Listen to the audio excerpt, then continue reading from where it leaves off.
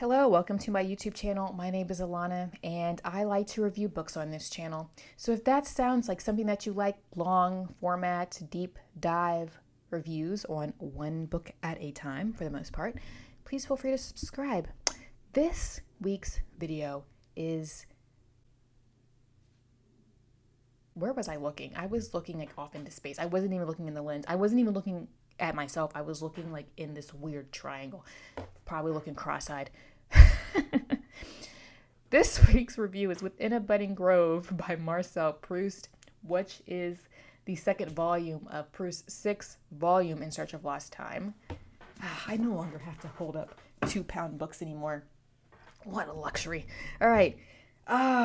Proust. It's been a year since I have last read Proust. I will make sure to link my review of Swann's Way below. So if you would like to watch that one first before getting into this one, there are no spoilers there are no spoilers in this book or in this review. It's hard to spoil something like Proust because it's just the structure of the narrative, but let's go ahead on and dive in because we have quite a bit to talk about. But before I do that, I also remembered after I finished reading this book, burping, why I'm only reading one volume a year. Proust is a piece of work, and I mean it in a good way, but he's fatiguing, and I'm going to get into that. And I don't mean that in a bad way, but I like, one volume a year for me. I thought maybe I would get into the third volume this year.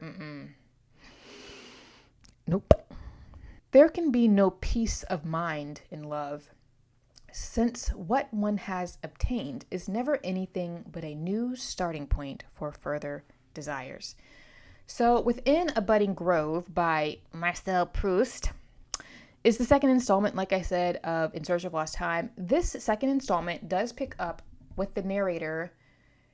It does pick up after Swann's Way, obviously, but quite soon after Swann's Way. So you have the narrator shifting away from his romantic goals, if you will, for the young woman, the young lady.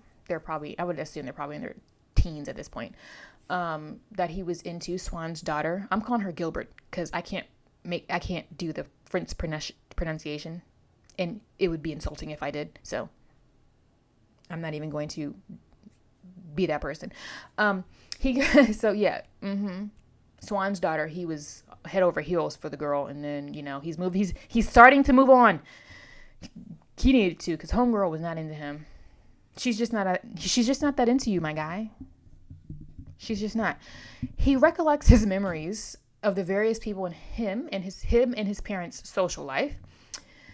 Because he interacts with these very interesting personalities. He also visits the theater for the first time and sees his favorite actress perform. And that's kind of a monumental thing that happens to him in this book. And the narrator also visits Baalbek, which is a seaside resort, with his grandmother. And while in Baalbek, the narrator meets another young woman, Albertine. Okay? And once again, my guy falls in love. He just can't help himself. He's a hopeless romantic. Like, my guy is just fallen in love with sparkly eyes and good cheekbones. Do I blame him? Yeah, probably not. But, I think he needs to chill for a second. He's crush hopping. As you can imagine, covering all of the themes in Proust is probably impossible. It would take a lifetime to read these books and then reread them and just figure out what you want to focus on each time. So I'm just going to focus on the themes that I enjoyed most. And then even within these themes, I really had to narrow down the quotes I wanted to use because it's just a plethora. I annotated this book a lot. You can see this is just my first read of it, obviously. And look at the amount of tabs I have. Yes.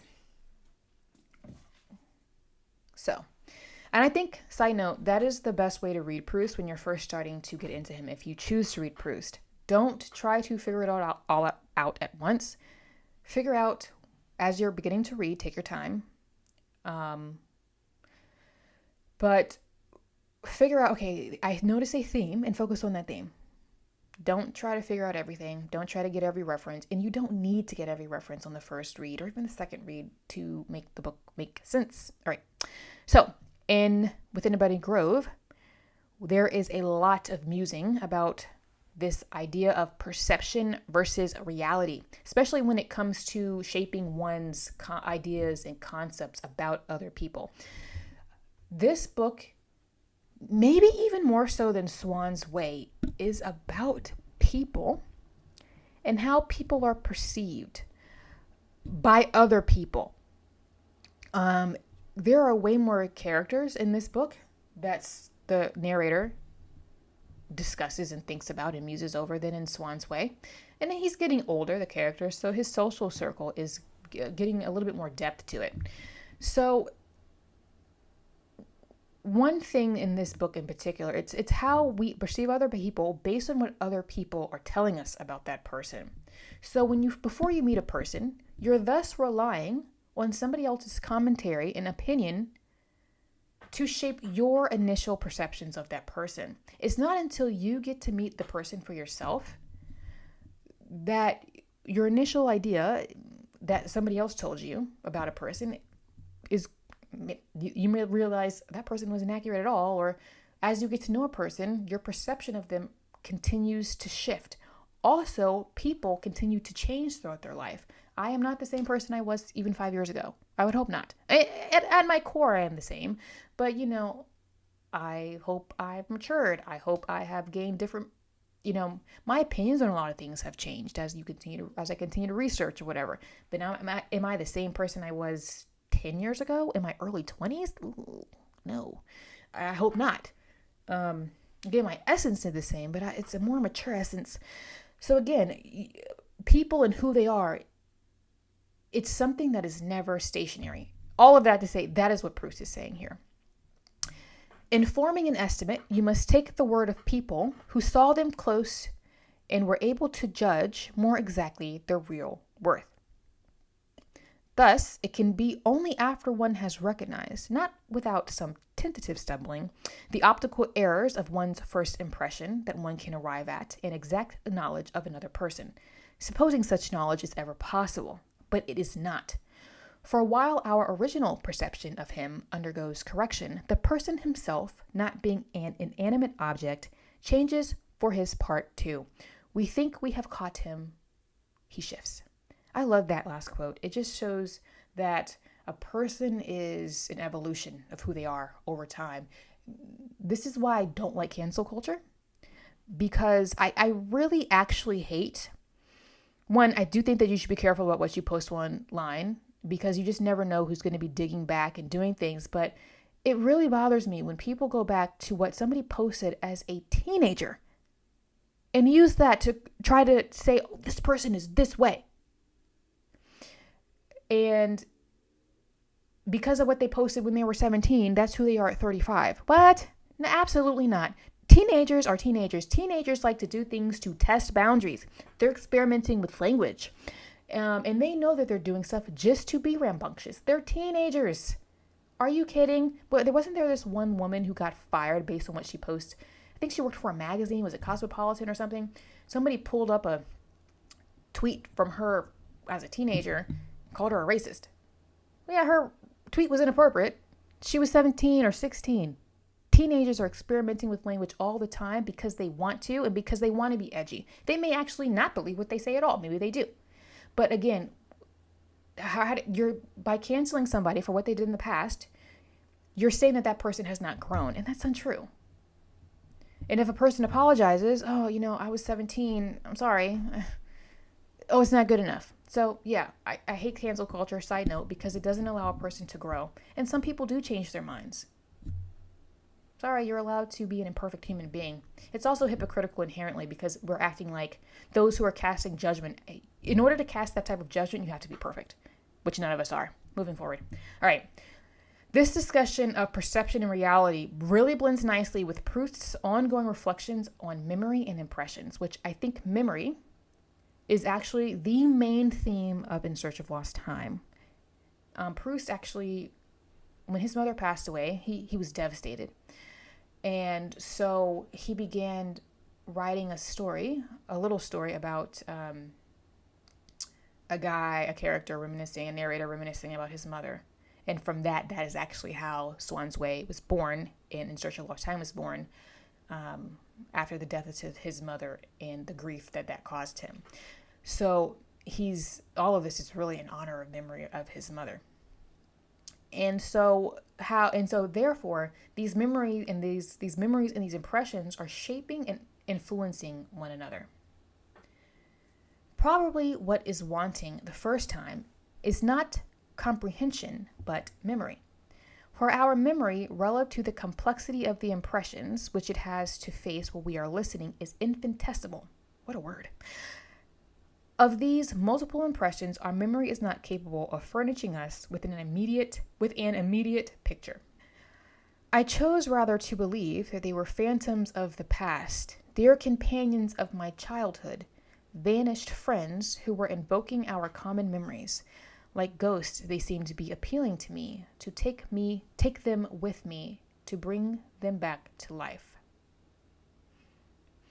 And with this discussion of memory and how memories are shaped and how memory is thus retained and what form they're retained in, Proust uses a lot of mirror and reflection imagery. Yes, and yeah, thus mirrors reflect, but there's a lot of reflection imagery, mirrors referenced, that again relate to his discussions on memory. Mirrors reflect an image back to you. However, that image is reversed. The mirror itself may distort the reflection, only emphasizing Proust's point that memories are distorted, tweaked, adjusted based on the surrounding circumstances of that memory. And also, as more time passes, memories fade a little bit, certain details may get a little bit hazy, etc. So our memories are also not static. Things like people gave me a reflected image. Our memory does not, as a rule, present things to us in their chronological sequence, but as it were, by a reflection in which the order of the parts is reversed. Also, in Within a Budding Grove, the narrator, like I said earlier, meets a slew of various characters and various people. And some of these people are artists, musicians, writers, political figures. And the narrator himself does desire to be a writer, and he often muses over these concepts of genius and originality in the creative sphere. So he's meeting these, especially when he meets these creative types, he's kind of assessing them and their alleged brilliance while kind of thinking about his own brilliance as a writer. It's funny, I say maybe the first third of Within a Budding Grove, he meets this guy. He's at his parents' dinner table. I think he's like he has a political position, and the guy is kind of like looking down at writers, and the narrator's like, yeah, I played around with some writing, and he's like, oh, okay, yeah, okay, what are you gonna do with that? But you see this concept of what makes a genius. I'm over here really stretching my shoulder.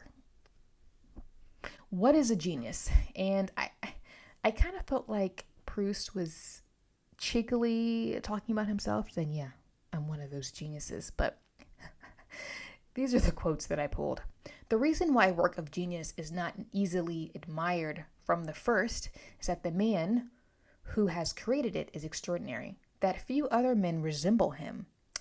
It is his work itself that, by fertilizing the rare minds capable of understanding it, will make them increase and multiply.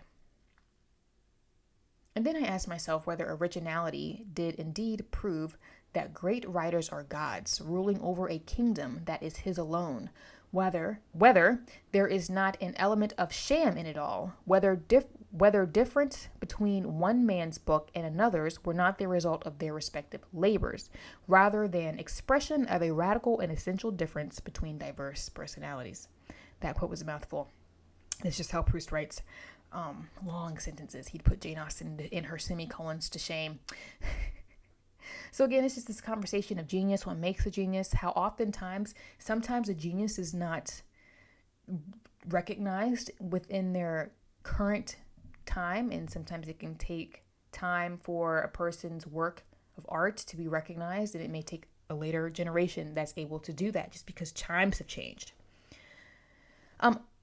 Lastly, I feel like this is a much shorter review than my first review, or my Swann's Way review, but that's okay. Lastly, the narrator, with him meeting new people, he witnesses these various discussions between people from different or diverse ethnic and social backgrounds. So he reflects on these concepts of the group versus the individual, which is a theme that I'm always really interested in, individual versus the group. We find it in a lot of texts, but in this, Proust, I'm going to argue, is favoring the individual a little bit more in individualism, because your identity, thus a bit of your identity gets lost in a group. And can take out some of those really interesting nuances that makes you unique and interesting. So there is the second section of this book is called Proper Names. And again, a unique name is what sets the individual apart from the clan. And it's important to have a proper name for this individuality. It seems to me a generic and ethnic term rather than a proper name. One cannot tell.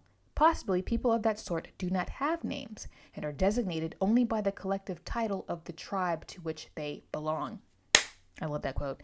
And again, if you've watched my Dux Newberry, my Dux Newberry Port review, I complain about this, how the narrator, thus the author, is just lumping groups of people together in the most unfascinating, unnuanced way. And I find stuff like that really annoying because no one group is a monolith. And it just infuriates me. But let's move forward with the last quote. The individual is steeped in something more general than himself.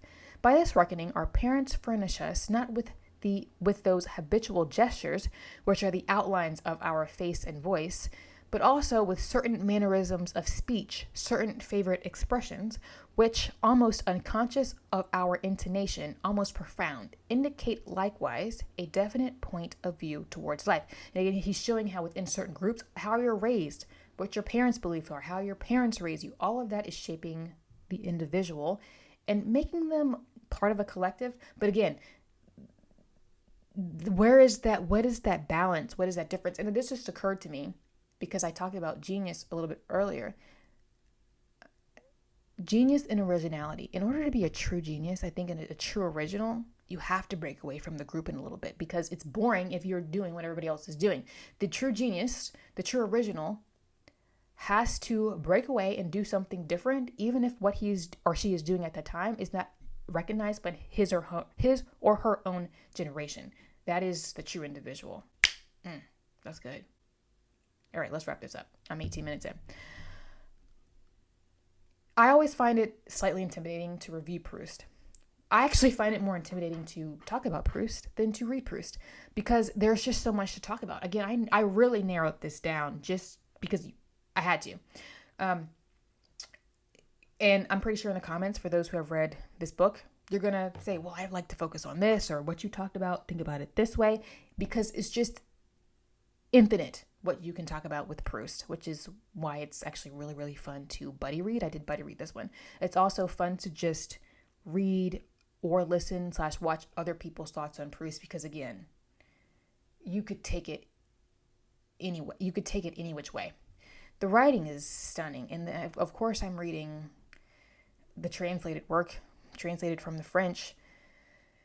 And I've heard that the Moncrief translation, which is what I have, is a bit convoluted, but it's still gorgeous. I haven't tried there's another recent translation that Penguin put out over the past couple of years, translated by a woman.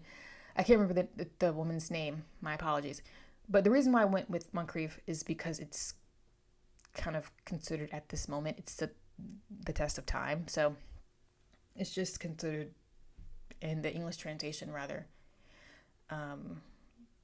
the translation, the other translation, a lot of the newest translation that Penguin put out hasn't been around long enough. And actually, when I read the reviews on that one, there are a few reviews where I was like, let me go with Moncrief. I can't remember. Again, that was a couple years ago, so I can't remember. But I decided to go with this. Anyway, the writing is gorgeous. Yes, I do think you have to take your time, or it can it's easy to get lost in some of these long, lengthy, sometimes meandering sentences and connections. Trust me, though, Proust is always, it's not wasted. He's taking you somewhere, but it can be easy to get lost if you don't pay attention. I don't believe that what Proust is actually doing here is complicated. You just have to have patience and, again, take your time. This is one of those books. Sorry, my chair is creaking. This is one of those books where you have to let the book dictate the pace. There are times when I could sit down, and I said the same thing with Swann's Way. You can sit down, and before you know it, 40 pages have flown by. Other times you sit down, and you may have trouble. You may only be able to get through 5 pages. But just let the book dictate the pace, and the pages will just go. This is one of those books where you have to be in the mindset to read it, or it's going to be a slog. Again, but there's no pressure to catch everything. Don't try to catch every single reference. You're going to give yourself a headache. Just go with the flow. And at its core, it's a conversation about French life within this social sphere and certain social classes and young love and family life and funny social dynamics and structures. At its core, that's what both Swann's Way and Marcel Proust's Within a Budding Grove is about. You get that and just enjoy it for that. And some of it is highly relatable. Like some of these people, you're like, I know people like this. It is just very relatable in that when it comes to these interactions between especially these characters and young love and crushes and getting over one crush and moving to the other, and just these really quirky people that come in and out of a person's life. So you could really boil it down to that and just take that and just read it and see what other themes kind of pop up for you. I enjoyed reading Within a Budding Grove as much as I enjoyed Swann's Way. I can't say that I liked one more than the other. When I first got into, I'm looking down, the book is up here, I'm looking at other books. When I first started reading Within a Budding Grove, I thought I was going to like it more than Swann's Way. But I think I ended up liking them both the same. I did give this one a 4 out of 5, and I rated Swann's Way a 4 out of 5. Again, excuse me. Proust is exhausting for me. Don't get me wrong. I like what I have obviously I gave it a 4 out of 5. I like what I've read. But it's like this is my analogy. Reading Proust for me is like going to the gym and doing a really hard workout. You have to give yourself a couple extra rest days to recover from that workout. And then when you get back to the gym, you notice almost an immediate difference. Have you ever noticed that? I'll say this. When I went on point for ballet, it didn't take me very long. The noticeable difference once you go on point of how quickly you get stronger is mind-blowing. Things that I would be unstable with before are way easier when I'm not on point because of the point work and just the amount of strength it takes to go up on your toes. So that's my analogy with Proust. Proust is like lifting really heavy weights, and then the next time you start working out, you're like, man, I got stronger. I improved again as a reader after Within a Budding Grove. After I read Swann's Way, my reading got faster. I'm not a speed reader, but I noticed that my reading and comprehension skills improved and my speed improved. Same this time around. So that's why this year, I'm halfway through the year as of this recording, and I've read 30 books. I've never done that. I didn't set a reading goal for this year, quantity-wise. I just wanted to see what organically would happen. So I think this year I'm going to end up reading more books than I've ever read for fun in my life. Again, Proust just improves my reading, so I will keep reading And I also want to see like what shenanigans this narrator gets up to as he gets older. So Proust just makes me a better, faster, smarter reader. And I look forward to the third volume next year. But I'm taking a break and moving on to some other books on my physical TBR, as you can see. 4 out of 5. I know some people just don't get on with Proust, and I can see why. Again, no one book is going to be universally loved by all people. With that being said, have you finished all 6 volumes, or if you're currently reading Proust, how far have you made it, or how far have you gone? And if you're considering reading Swann's Way, I should say do it and try it, and if you don't like it, then you don't like it.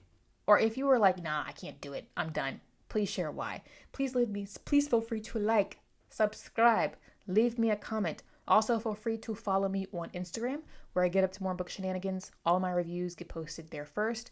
And I also like to post funny memes because the internet, you should be able to have a good laugh. There's a lot of toxicity on the internet. Just all these people fighting in the comments, and you're like, I'm sick of it. So you can't post anything with the keyboard warriors these days going in on a meme. Like, it's a meme.